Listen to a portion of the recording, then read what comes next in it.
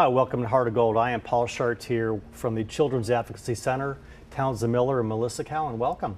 Thank you. Hi, Paul. Good to have you on. Thank you. You've been on before. I have, a couple of times. You are a rookie, but My you've first been time. with Children's Advocacy for 5 years. And I'm going to start with you, Melissa. If you can Okay. tell the story of how your organization came into be to protect our children. Okay. Well, the Children's Advocacy Center model emerged in the 1980s in response to what was a very disjointed kind of system of services at the time. So when there was an allegation of child sexual abuse, children may talk to school personnel, the principal, guidance counselor, law enforcement, child protective services, possibly a nurse at the hospital. And what we noticed is that we could bring together services under one roof to better serve the children and make the process less traumatic for children and their families.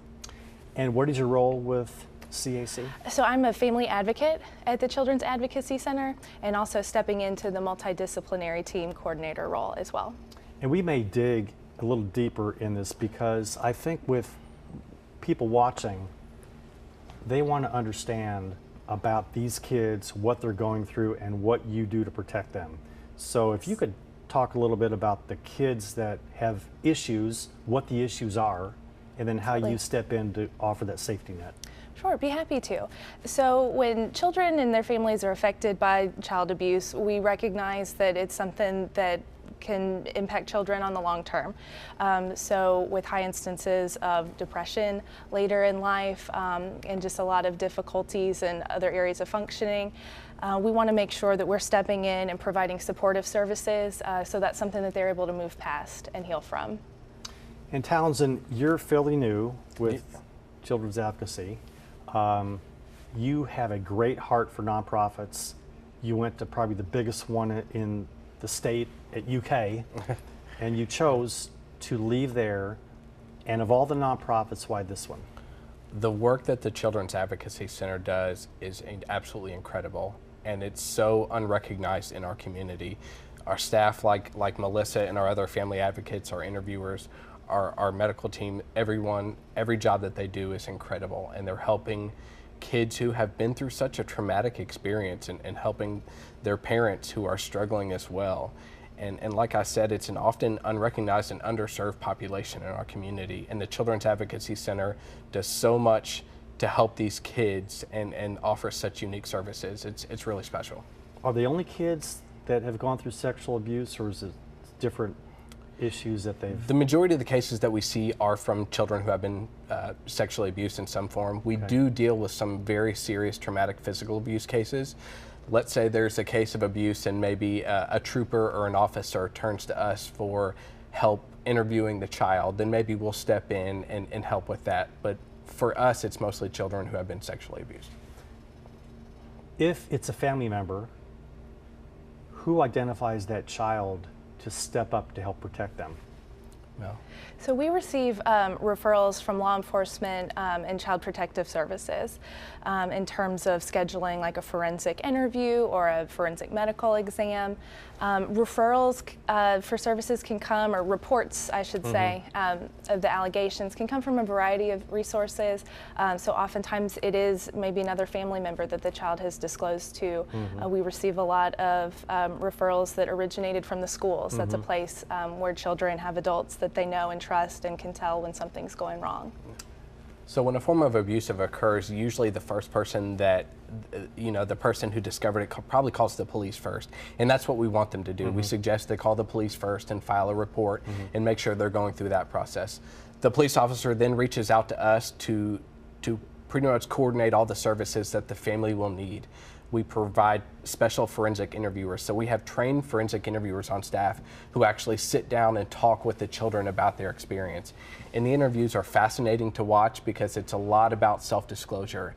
And you can imagine communicating with a 4-year-old child who's recently been traumatized by some form of abuse and having to ask them about their experience.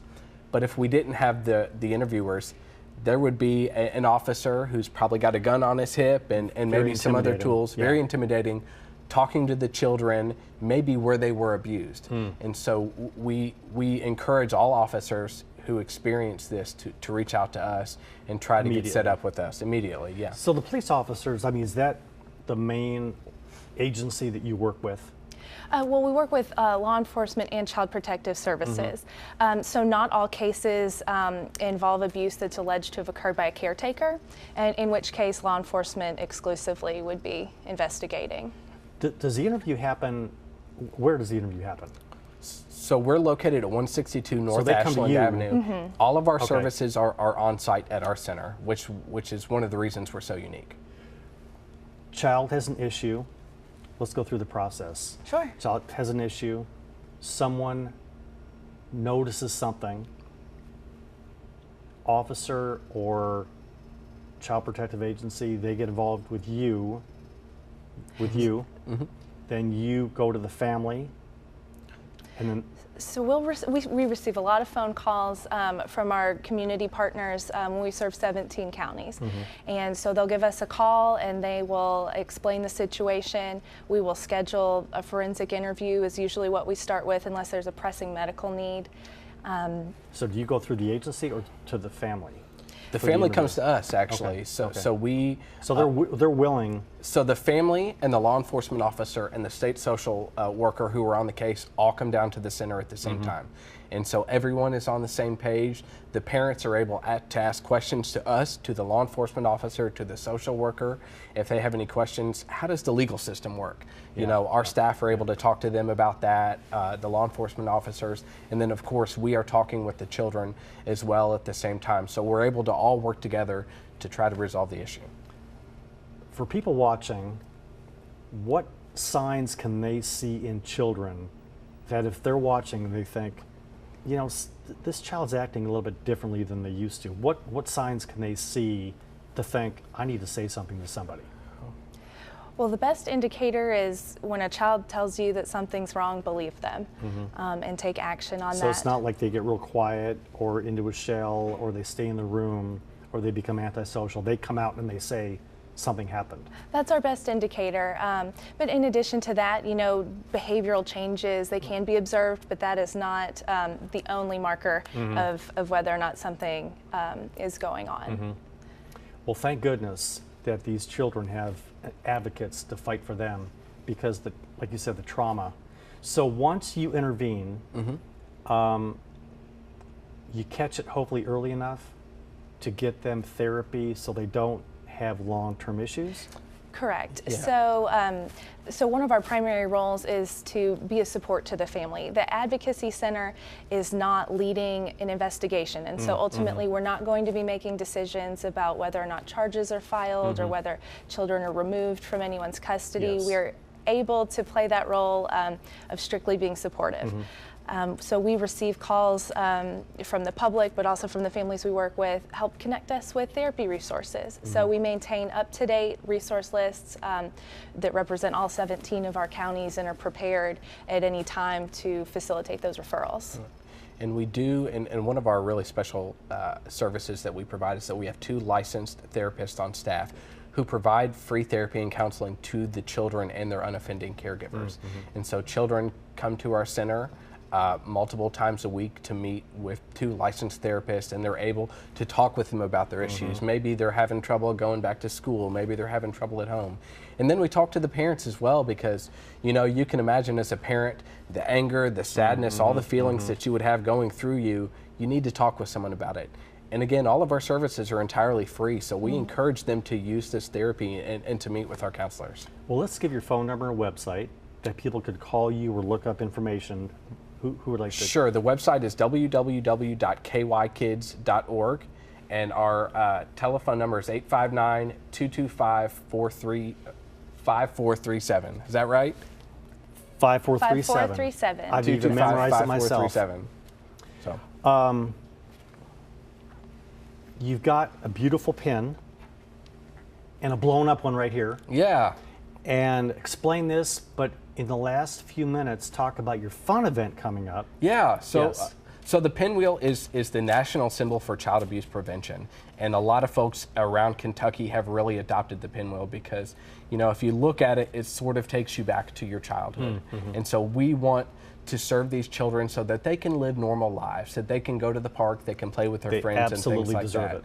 And then for anyone that wants to support the Children's Advocacy Center, our 20th annual evening for the Children's Advocacy Center, which is our annual fundraiser, is Friday, August 25th. It's at the Carrick House. It's a fun event every year.